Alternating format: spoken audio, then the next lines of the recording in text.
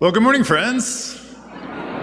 It's great to see all of you, and for those of you who might be visiting us this weekend, my name is Father Chris Stanish. I'm the Vicar General for the diocese. Along with Father Jim Wozniak, the pastor here, we just want to offer you a very warm welcome and let you know what a great joy it is to be able to celebrate this liturgy together.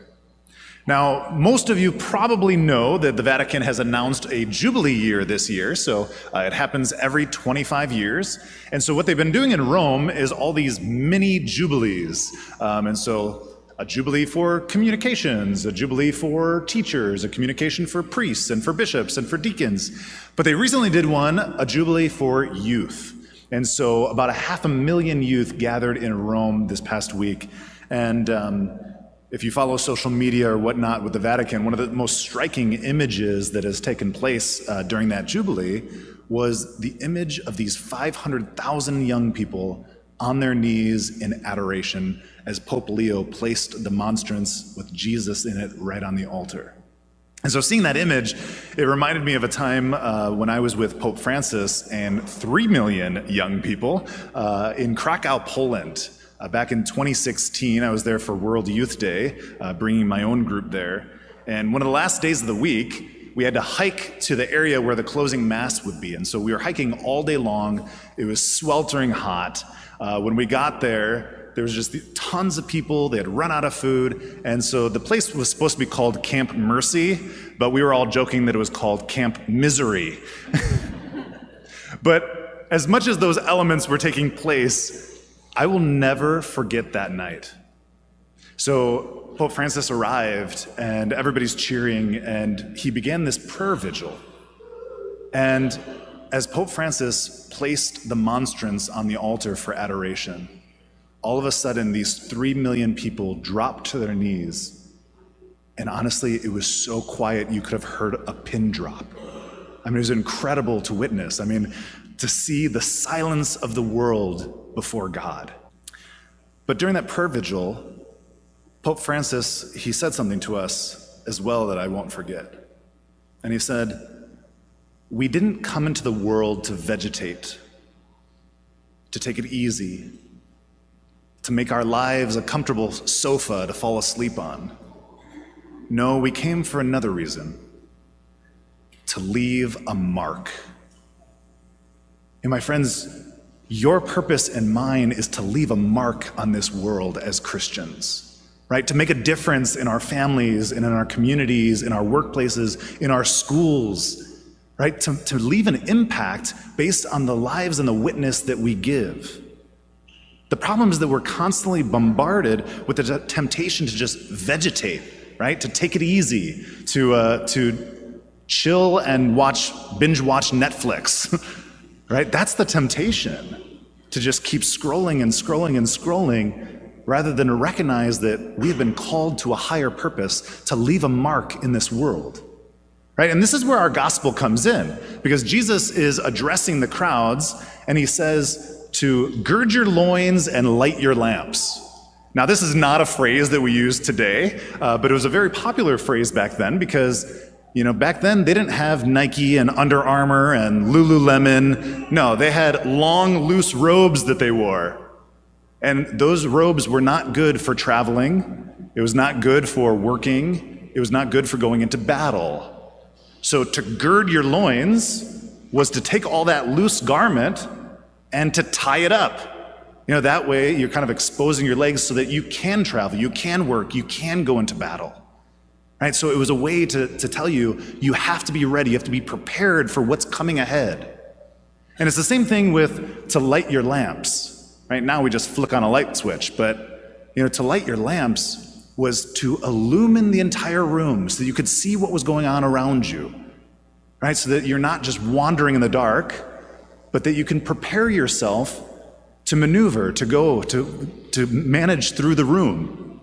It's kind of like, my parents are actually here today, and it's kind of like when I was in high school, they used to leave the porch light on so that when I came home, I didn't come back to a dark house. I don't know how many of you still do that, but so it was a way for us to be watchful, to be vigilant, to be ready for whatever is coming. And my friends, our entire lives are meant to be this kind of time of preparation in which we do whatever we can so that at the end of our lives, the Lord finds us ready, right? That he finds us watchful and vigilant. And if we want to leave a mark on this world, then we have to begin with ourselves, right? It's a good thing for us to go and to serve others, but a lot of times we want the fruit of our labor, but we don't want deep roots. But in order to have the fruits, you have to have the roots, right? We have to begin with ourselves interiorly so that we can then be with other people, so that we can pour ourselves out for others. And so I want to give you a very practical way to do this. And it's called the examination of conscience. Now, many of you are probably aware of the general examination of conscience, right? This is what we use before we go to confession. And so in the spiritual battle, that's kind of our defense. It's kind of like our shield. It's a way for us to kind of examine and to say, all right, where have I gone wrong? And it's to prepare ourselves then to make a good confession. But in the history of the church, there's another tradition, and it's called the particular examination of conscience. And in the spiritual battle, this is like our sword. It's the thing that we can use to go on the attack, right? So in the spiritual battle, it's a way for us to look at what is one thing in my life that needs to change right now. Now, a lot of times we think like, gosh, I've got 12 or 24 things to change right now. And so it can be overwhelming. And so the practice is pay attention to one thing and focus on that one thing for a month or 2 months or 6 months, right? However long you want to focus on that area.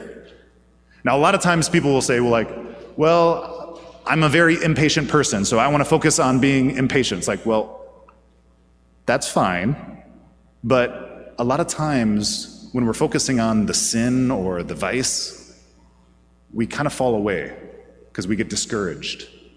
So the better thing to do is to focus on the virtue, right? Focus on the good. So if you're wanting to fight that, then you want to grow in the virtue of patience. And so what you do is twice a day, you examine how you're doing in that area. So for example, at lunch, you pause for 1 minute. That's it, 1 minute. And you say, since I got up, how have I done in patience? So you're like, well, I got angry at my spouse as soon as I woke up. Then I got angry with all the drivers because they were going under the speed limit. Then I got impatient because when I got to work, this coworker was so annoying. You're like, all right. So you make a resolution then for the afternoon. Then, when you go to bed, take another minute, just 1 minute, and examine now, how did you do from lunch until bedtime? Like, well, actually I did pretty well. I was patient with all the emails that came in and the phone calls. But when I left work, then I got impatient with all the other drivers again. And then I got home, and then the kids were going bonkers, and so I got impatient with them. And then once again, you make a resolution for the next day. And so you just do this, as I said, day after day after day, as a way to attack one area in your life. And then when you feel that you've made progress, change it to another one, right? I want to grow in prayer. I want to grow in charity. I want to grow in love for the Eucharist, right? I mean, there's so many different ways that we can grow in virtue. And I'm not going to tell you what you need to do because I don't know what you need to grow in. So it's important to take that time and to reflect, Lord, what is the one thing you want me to focus on right now?